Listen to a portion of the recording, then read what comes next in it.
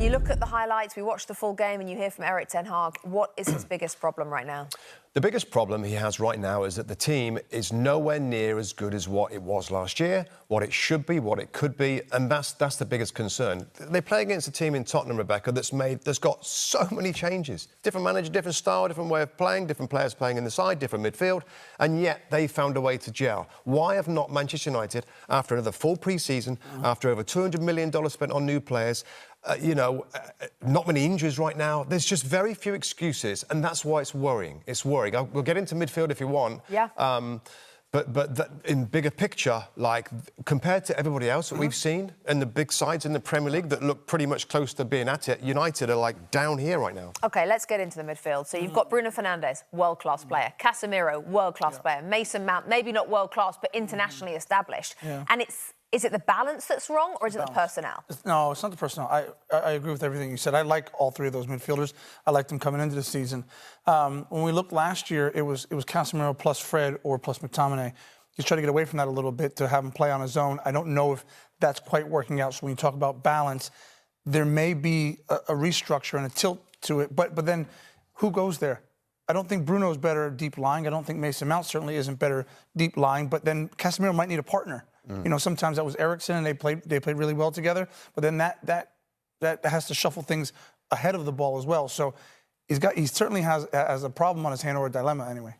So this is how I see this midfield, right? Because in the modern day football right now, we're seeing a lot of two number 8s attacking players, really attack-minded. Manchester City doing it, Arsenal doing it now, particularly with Havertz and Odegaard, with one holding player. What they're doing is fullbacks are coming in to make two. Correct. There's your double pivot. That's where the insurance could come from. Now, that happens, Rebecca, when the team keep the ball. When they keep the ball, possess the ball, OK, fullback, I'll go into midfield, Casemiro right alongside, two number 8s can go forward, everything's good. Right. When they give the ball away, Luke Shaw's in there. I've got to go back to left back. He's on his own. So that transitional period and the amount of time that neither team have got it, it's kind of going back and forth, is where there's a problem. And then Mount and Bruno Fernandes, as we saw for Spurs' first goal, are not in the correct positions. They're in between being high and helping back Casemiro. So I think it can work.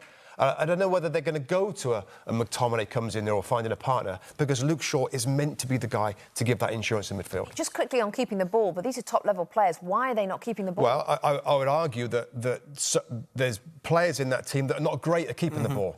I think Wan-Bissaka's a brilliant defender, sometimes makes mistakes. I think Garnacho and Anthony gives the ball away a lot. If Anthony gives the ball away, then Mason Mount's run forward, Bruno Fernandes would probably run forward. They're expecting to keep possession to attack. If it's a turnover, they've got to run all the way back, etc., etc. OK, we talked about the wingers. Yeah. We talked about Garnacho and Anthony. You felt, I think you used the word wishy-washy yesterday. Yeah. But what about the man in the middle? Because Marcus Rashford, clearly yesterday, Roy Keane said it on Sky's coverage, body language, does not want to play up the middle. But at the moment, he has no choice. What do you make of that situation? I'm a fan of Rashford just because of his production. I think when I look at the front end of the pitch, and you talk about the big teams, whether it's Newcastle coming on, whether it's Arsenal, Man City, their front players are lethal and consistent. Martial doesn't do it necessarily for anybody. Sancho hasn't lived up to the price tag. Forget the price tag for Anthony.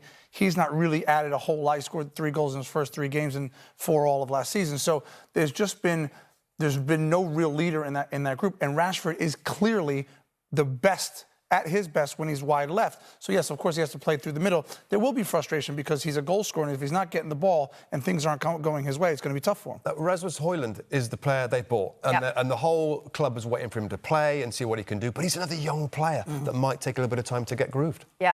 Hi there, I'm Rebecca Lowe, studio host for NBC's coverage of the Premier League. Don't forget to hit subscribe to watch more videos all season long. For even more Premier League content, from original series to live matches, head over to Peacock and be sure to tune in for Premier League mornings every weekend on USA Network and on Peacock. We will see you over there.